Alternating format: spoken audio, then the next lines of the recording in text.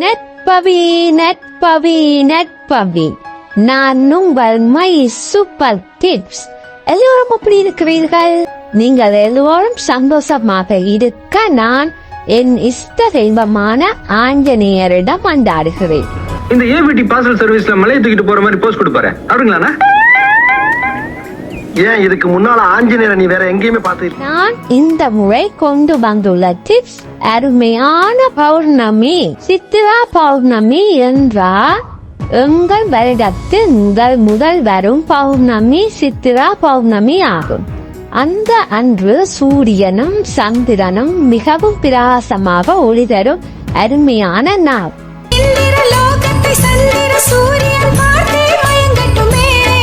அந்த நாள் சித்திர புத்திரர் பிறந்த நாளும் அன்று புராணங்கள் சொல்லப்படுகிறது. தேவலோகத்தில் சிவபெருமான் எல்லோருடைய வேலைகளையும் பிரித்து கொடுத்துள்ளார். ஆனால் மனிதர்கள் செய்த பாவ புண்ணிய கணக்கை செய்யும் வேலையை யாரிடமும் கொடுக்கவில்லை என்று யோசித்துக் கொண்டிருக்க, யாரை இதற்கு படைக்கலாம் என்று யோசித்தார். அந்த நேரம் பார்வதி செல்வி ஒரு அழகான ஆண் குழந்தையின் படம் ஒன்றை வரைந்து கொண்டு இருப்பதை பார்த்த சிவனுக்கு யோசனை வந்தது. அடடா, இந்த சித்திரத்துக்கு உயிர் கொடுப்பம் என்று உயிர் கொடுத்தார். சித்திரத்திலிருந்து வந்தபடியால் சித்திரபுத்திரர் என்று பெயரெடுத்தார். சிவன் அவரிடமே பாவ புண்ணிய வேலையை கொடுத்தார். அவரும் நல்ல வடிவாக வேலையை சிறந்து மிகவும் புத்திசாலியாக தன் வேலையை செய்து வந்தார். பின் திருப்பியும் அவர் பிறக்க வேண்டியதாகிவிட்டது. இந்திரனுக்கும் இந்திராணிக்கும் குழந்தைகள் இல்லை என்று சிவனை நினைத்து கடும் விரதம் இருக்க, சிவனின் அருளால் இந்திரன் வீட்டை இருந்த காமதேனுக்கு சித்திரை மாதம் பௌர்ணமி அன்று சித்திரை நட்சத்திரத்தில் சித்திரபுத்திரர் பிறந்தார். அவர் யமதர்மராஜாவுக்கு உதவியாளராக உங்கள் பாவ புண்ணிய கணக்கை கரெக்டா கணக்கு போடும் நாளை ஆரம்பித்தார். சித்திரகுப்தா, பழைய இருப்பு எவ்வளவு, புதிய வரவு எவ்வளவு? பழைய நரங்களின் இருப்பு 638 கோடியே கோடி கோடி கோடி 12,432 பிரபு. அந்த அன்று சித்திரபுத்திரரை வணங்கினால் நாம் தெரிந்தும் தெரியாமலும் செய்த பாவ புண்ணியங்களை கூட்டி கழித்து கணக்கு பார்ப்பார். தெரியாம செய்த பாவத்துக்கு மட்டும்தான்.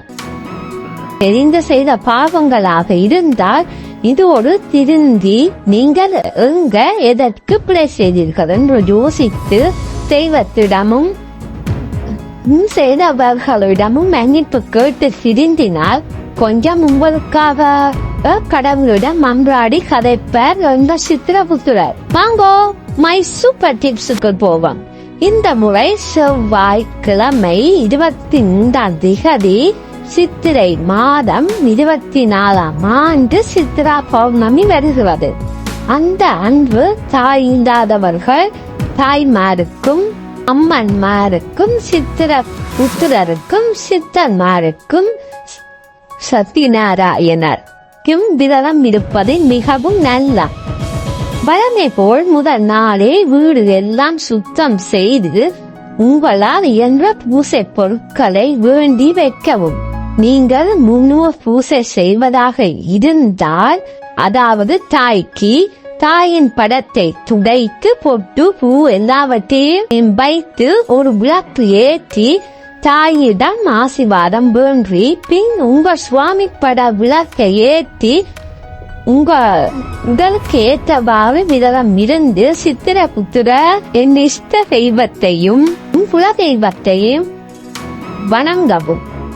சித்திரபுத்திரரிடம் வணங்கும் போது இளநீர் அல்லது பொங்கல் ஏதாவது நைவேத்தியமாக வைப்பது நல்ல.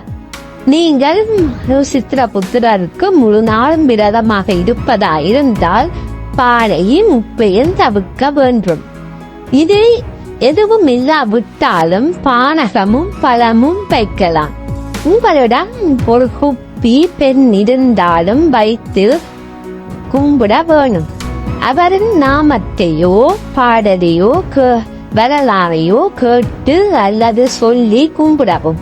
அவரிடம் சொல்ல வேண்டியது மறக்காமல், சித்திரபுத்திரரே, நாங்கள் ஏதும் தெரிந்தும் தெரியாமலும் செய்த பாவங்கள் அத்தனையும் கடுகளவாக மாற்ற வேணும்.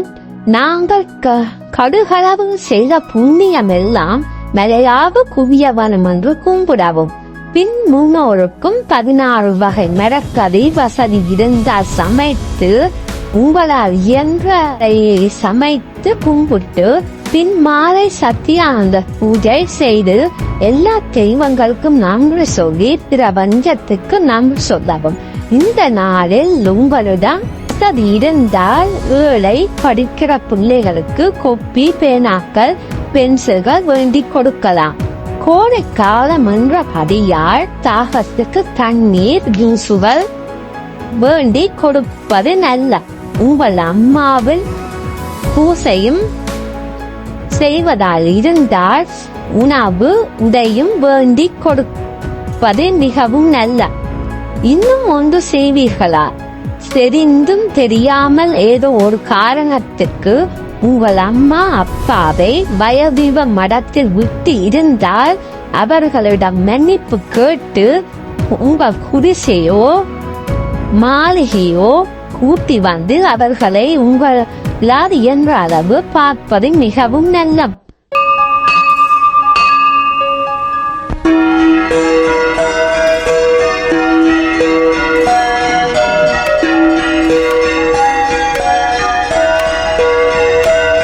பாவத்தில் பெரிய பாவம் பெற்ற தாய் தகப்பனை இப்படி அனாதையாகி விடுவது. நீங்க செய்யும் பிள்ளையை உங்கள் பிள்ளைகளும் நாளை செய்வார்கள். உங்கள் குழந்தைகளுக்கு சித்திரபுத்திரரை வணங்க சொல்லியும் அவரின் வரலாற்றையும் சொல்லிக் கொடுப்பது மிகவும் நல்ல. ஓகே, உங்கள் வசதிக்கு ஏற்றவாறு கோயிலுக்கு போக முடிந்தவர்கள் கோயிலுக்கு போகலாம், அல்லது வீட்டில் கும்பிடலாம். இந்த அன்று காலையில் சூரியனையும் இரவு நிலாவையும் பார்த்து நன்றி சொல்வது மிகவும் நல்ல. உங்கள் வழக்கப்படி நிலா சோறு குடும்பமாக இருந்து உண்ணும் பழக்கம் இருந்தால் அதையும் செய்யலாம். உங்கள் எல்லோருக்கும் சித்திர பௌர்ணமி நல்வாழ்த்துக்கள். ஓகே, பாய். அடுத்த வீடியோவில் சந்திப்போம். வரட்டுமா? சரி மாமா. Bye. See you. அடிக்க